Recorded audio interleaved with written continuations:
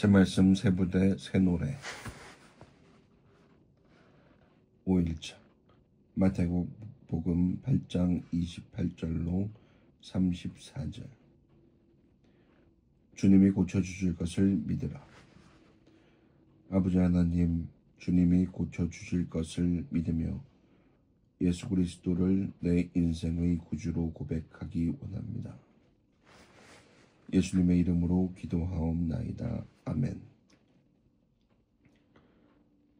밤마다 잠을 못 이루며 환청에 시달리고 술만 마셨다 하면 직장 동료와 싸움을 일으키는 사람이 있었습니다. 평소 문제가 없던 사람이 갑자기 예민해지고 난폭해지더니 주위 사람들까지 괴롭혔습니다. 도대체 왜 그러는지 이유를 알 수 없었습니다. 귀신 들린 사람처럼 곁에 다가가기도 어려웠습니다. 그러던 그가 어느 새해 전날에 스스로 경찰서를 찾았습니다. 자신이 저지른 죄에 대한 죄책감을 떨칠 수 없어서 자수하러 왔다고 했습니다. 무슨 일인지 들어보자는 수사관 앞에서 그가 털어놓은 고백은 너무도 놀라운 것이었습니다. 7년 전 자기 손으로 형을 죽였다는 것입니다. 한때 병원을 2개나 경영할 정도로 유능한 의사였던 그의 형은 병원의 부도로 큰 빚을 졌다고 합니다. 빚을 갚을 능력도 없고 처자식의 생계를 책임져야 할 그에게 회생의 길은 보이지 않았습니다. 그래서 고액을 보장받는 생명보험을 들어놓고 동생에게 자신을 죽여달라고 부탁했습니다. 교통사고로 위장해서 자신을 죽여달라고, 그렇지 않으면 어떻게든 자살하겠다는 형의 설득에 동생도 어쩔 수 없었습니다. 고속도로에서 형을 치어 죽게 하고 보험금은 형수에게 줬습니다.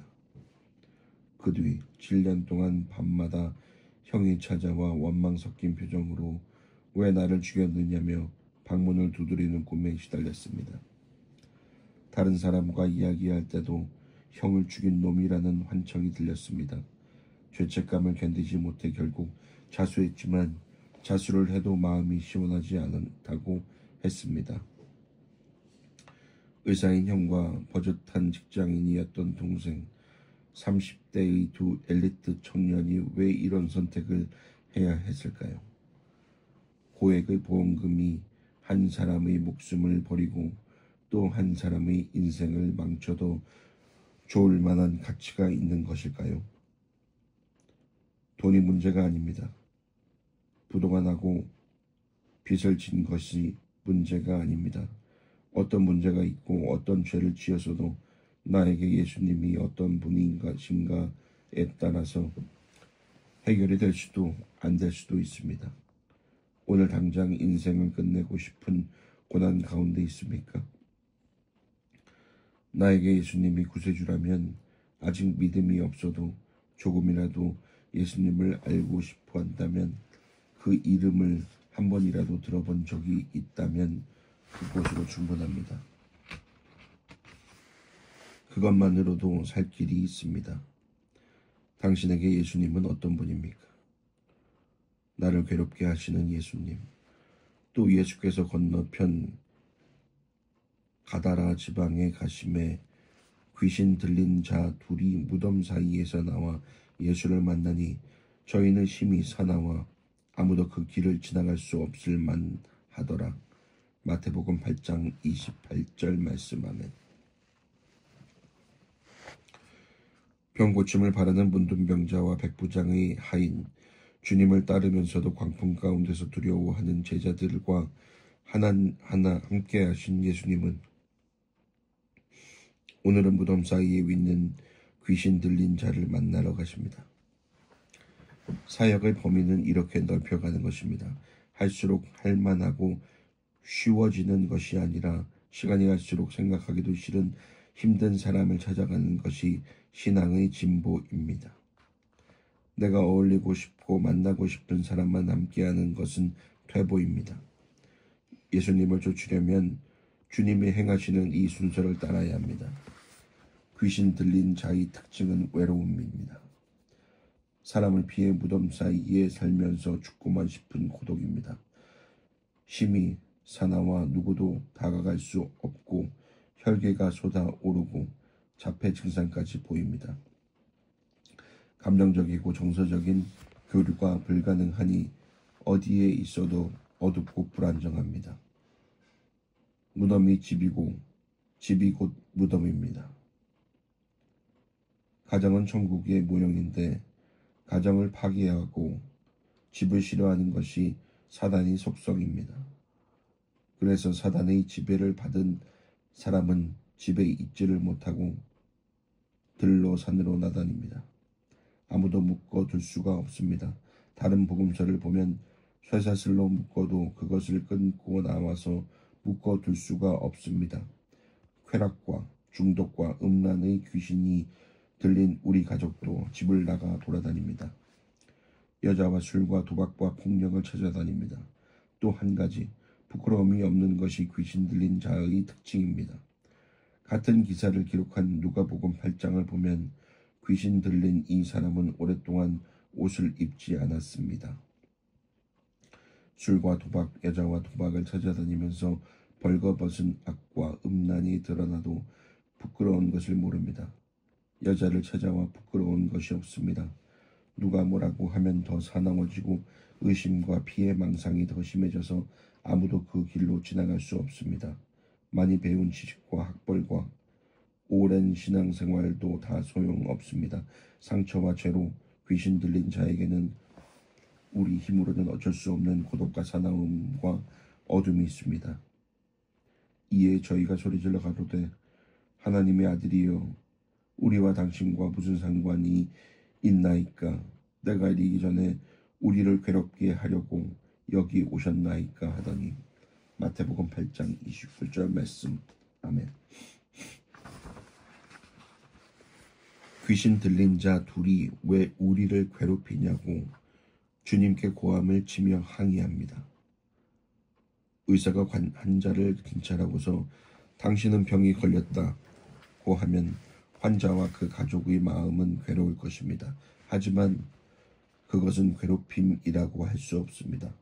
병을 고치려고 수술하는 것은 몹시 괴로운 절차지만 그것이 괴롭힘이라고 항의하는 사람은 없습니다. 귀신 들린 자는 예수님이 자신을 괴롭힌다고 하지만 이것은 괴롭힘이 아닙니다.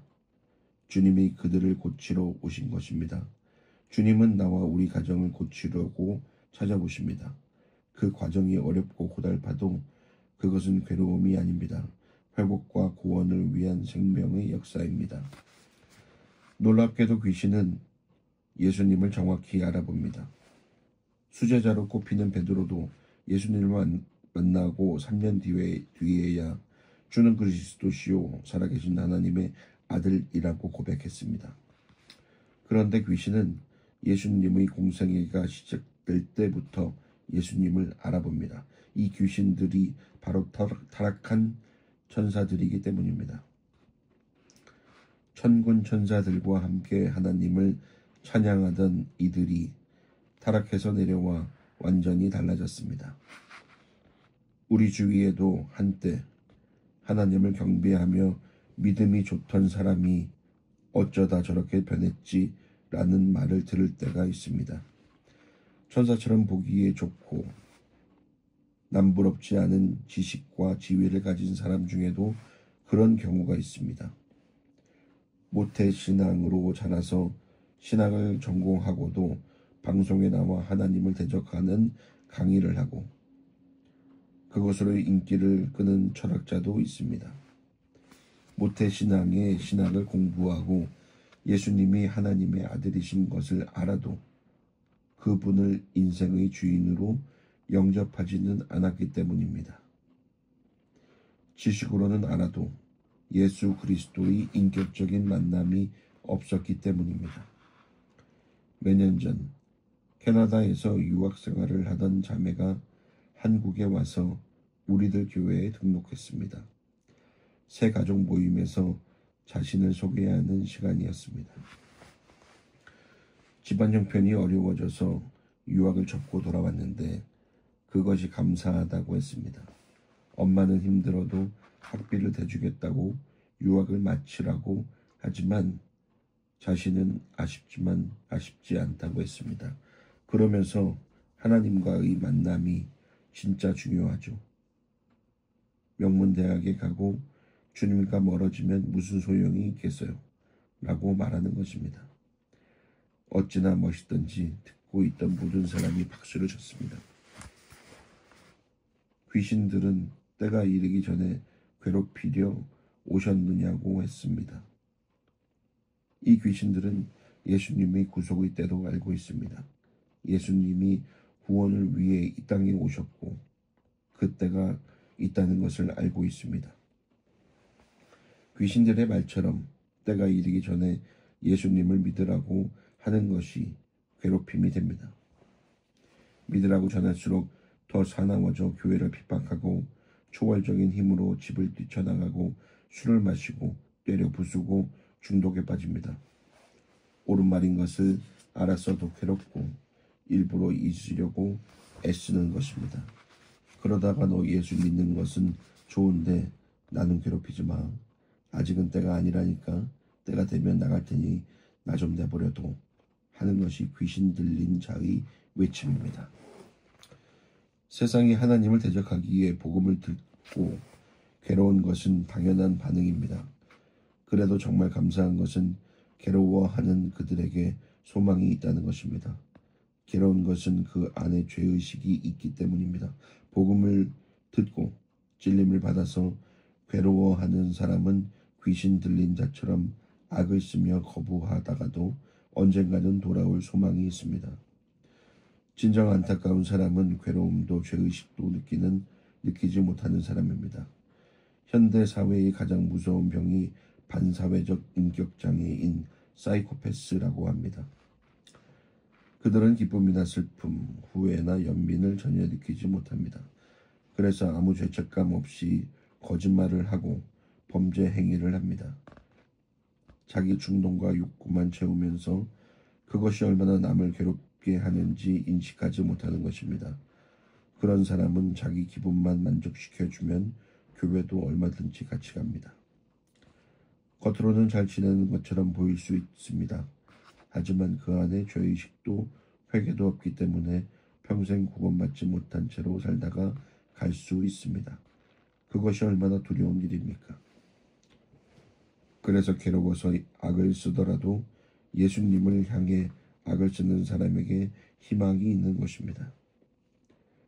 마침 멀리서 많은 돼지떼가 먹고 있는지라 귀신들이 예수께 간구하여 가로되 만일 우리를 쫓아내실진대 돼지떼에 들여보내소서 함대 저희더러 가라 하시니 귀신들이 나와서 돼지에게 들어가는지라 온 떼가 비탈로 내리다라 바다에 들어가서 물에 몰사하거늘 마태복음 8장 30절로 32절 말씀. 아멘.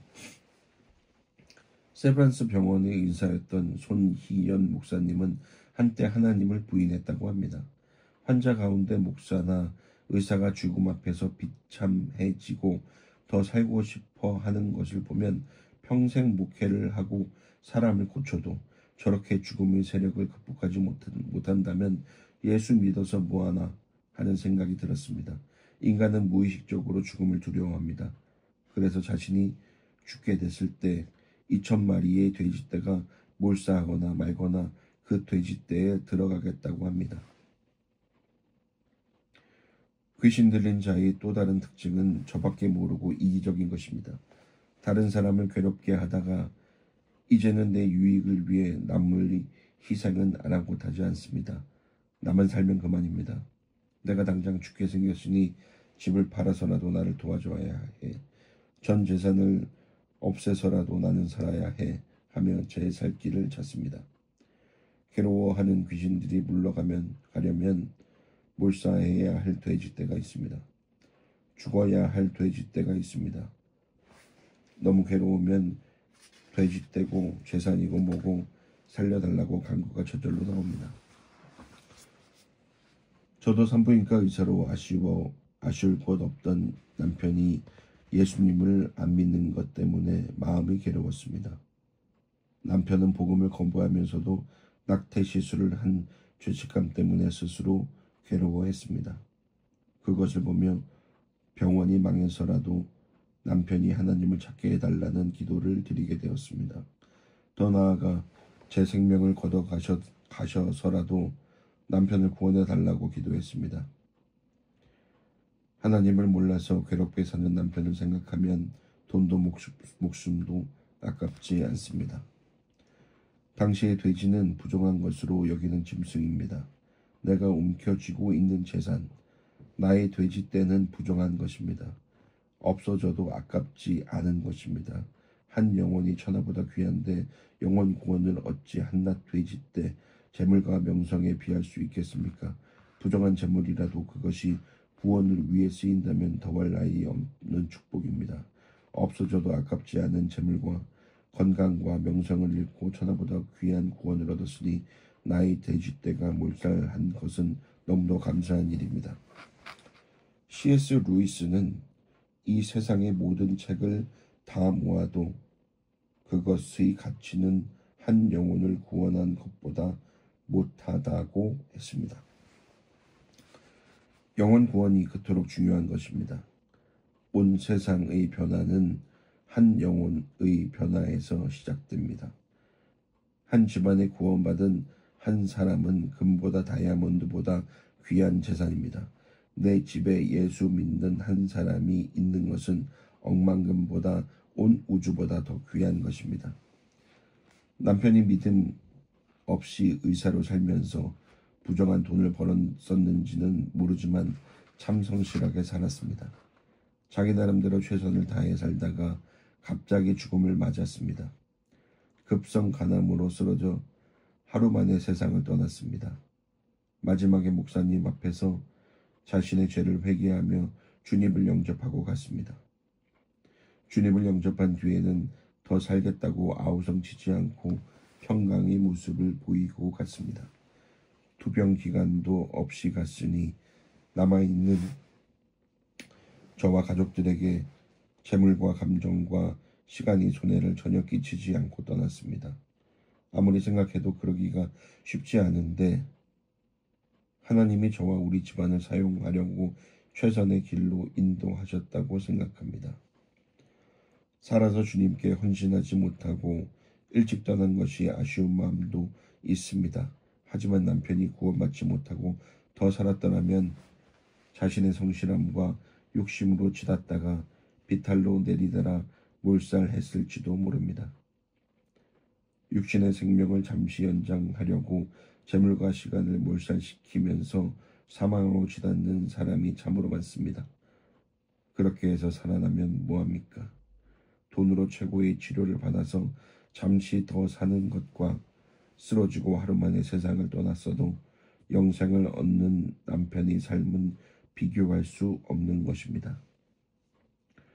서로를 외롭게 하고 사납게 만드는 쾌락과 거짓의 귀신이 들렸습니까? 집이 무덤같이 되어서 복음을 전할 때마다 괴로워하며 다투고 있습니까? 돈과 명성이 돼지떼가 몰살되어서라도 배우자와 자녀가 구원되기를 전심으로 기도합니까? 죄와 중독을 끊기 위해 떠나야 할 우리, 만나야 할 우리를 생각해 봅시다. 울타리 밖으로 예수님을 밀어내다. 치던 자들이 달아나 시내에 들어가 이 모든 일과 귀신 들린 자의 일을 고하니 온 시내가 예수를 만나려고 나가서 보고 그 지방에서 떠나시기를 간구하더라.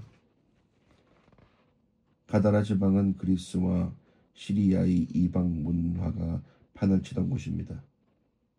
가다라는 울타리로 둘러친 곳이라는 뜻입니다. 수많은 이방 문화를 즐기면서 예수님을 향해 울타리를 친 곳이 가다라입니다. 주님을 향해 울타리를 치면 귀신이 지배를 받을 수밖에 없습니다. 주님의 명령으로 귀신이 쫓겨갔는데도 예수님에게 떠나달라고 간구한 곳이 가다라입니다. 귀신을 쫓아내신 주님의 능력을 받으면서도 여전히 주님께 울타리를 치고 떠나달라고 합니다. 30대 중반에 남편을 보내고 그의 구원을 간증했을 때 많은 사람들이 은혜를 받았습니다. 그야말로 온 시내가 저희 간증을 듣고 저를 만나려 했습니다. 육신의 병을 통해 남편이 회개하고 주님을 영접했습니다. 그러나 병고침보다 영혼 구원이 목적이기에 남편을 구원하시고 그 육신은 데려가셨습니다. 라고 간증했습니다. 그러면 은혜를 받다가도 나도 남편 구원을 위해 기도했다가 저렇게 되면 어쩌지? 아무리 구원이 좋아도 큐티했다가 목사님처럼 되는 건 감당이 안 돼 하는 사람들이 있습니다.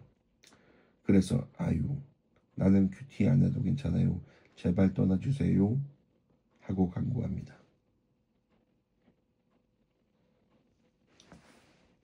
왜 그럴까요?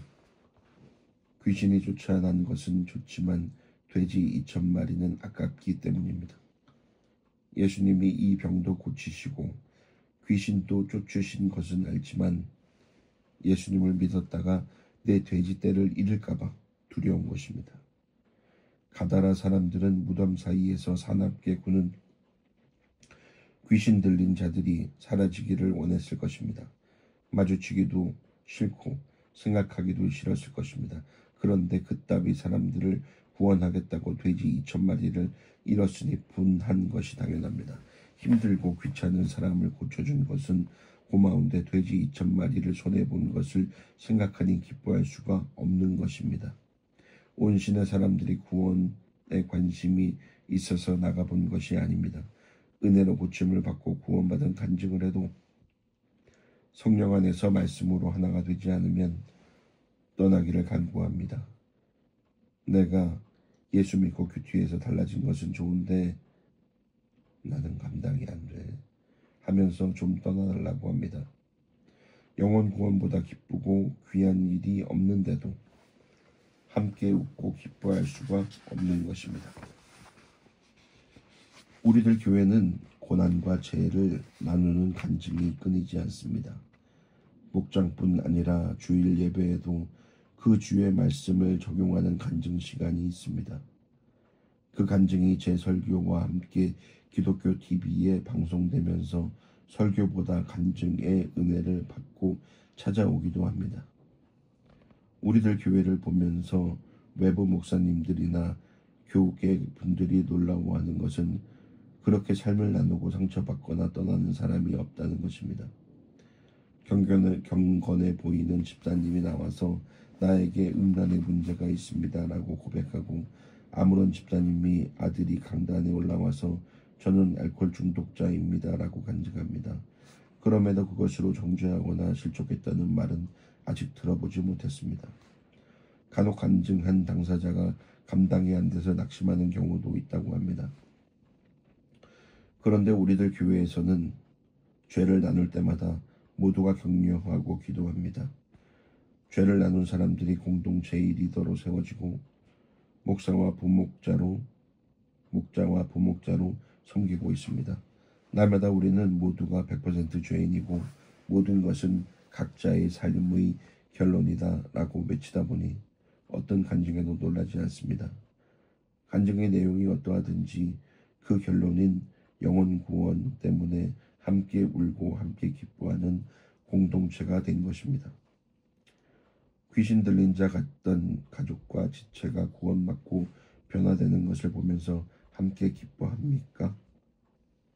암과 부도의 고난으로 주님을 만났다는 간증을 들으면 예수 믿는 것은 좋은데 암과 가난은 생각하기도 싫다면서 주님이 떠나시기를 간구하지는 않습니까?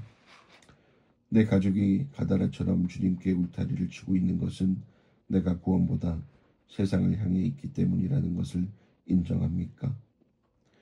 그래도 나를 고치시는 예수님. 귀신들이 예수께 간구하여 가로되 만일 우리를 쫓아내실진대 돼지떼를 들여보내소서.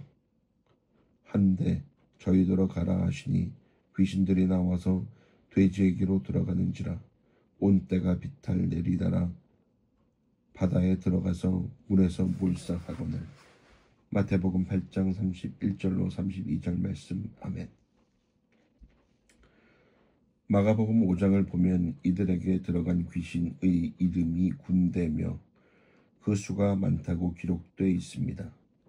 2,000마리의 돼지떼를 한 번에 잃어야 할 정도로 수가 많은 군대 귀신입니다.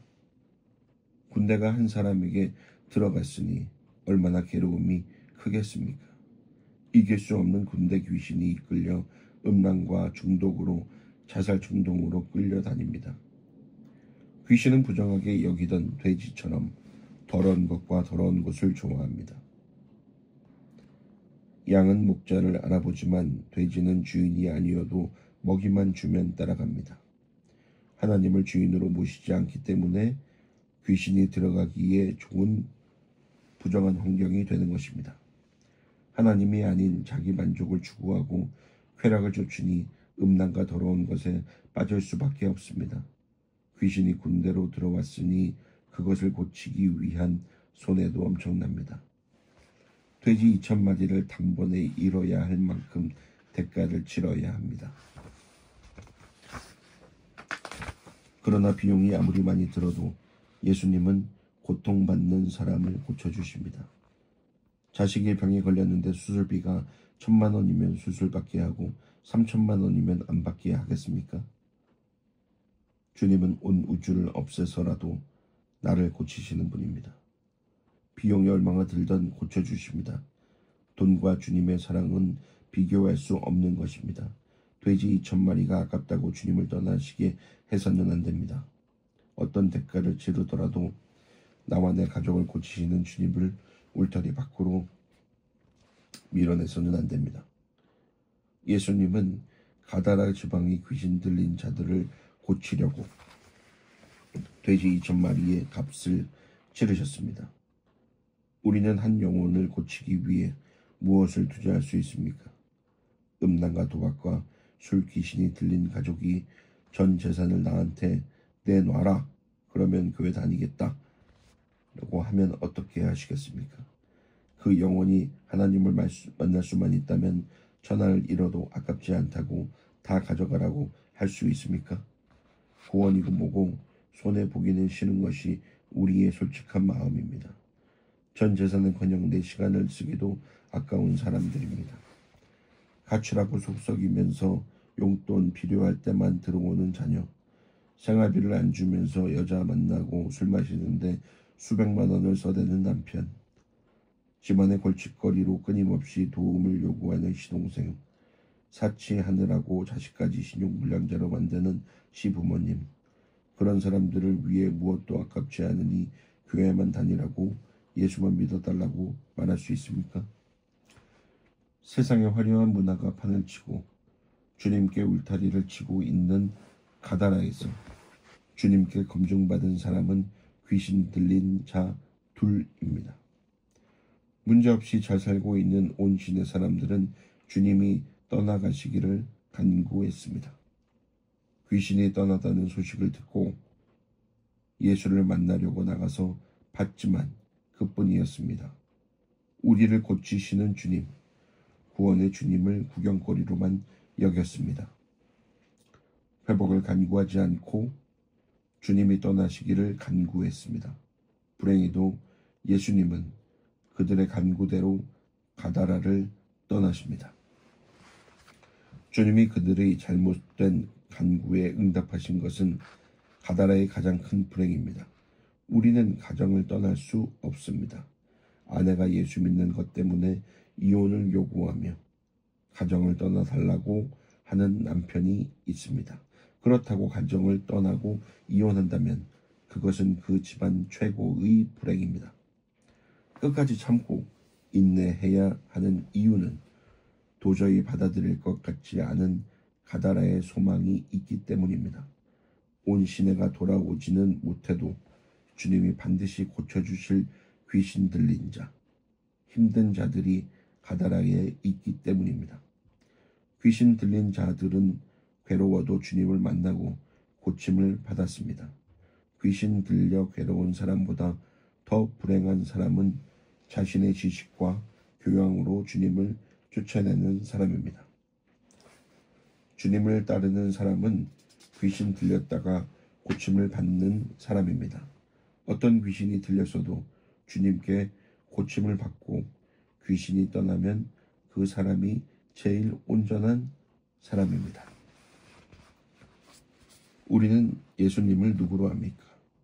나를 괴롭게 하는 분입니까? 내 삶에서 떠나시기를 간구하는 분입니까? 어떤 대가를 치르더라도 나와 내 가족을 고쳐주실 분으로 알고 회복을 간구합니까? 아버지 하나님, 오늘도 힘든 사람과 힘든 문제를 잔뜩 가지고 이 자리에 왔습니다. 이천 귀신이 들어간 제 옆의 사람을 보면서 그가 없어져야 할 사람이 아니라 가다라 지방에서 유일하게 구원될 사람임을 알게 하시니 감사합니다.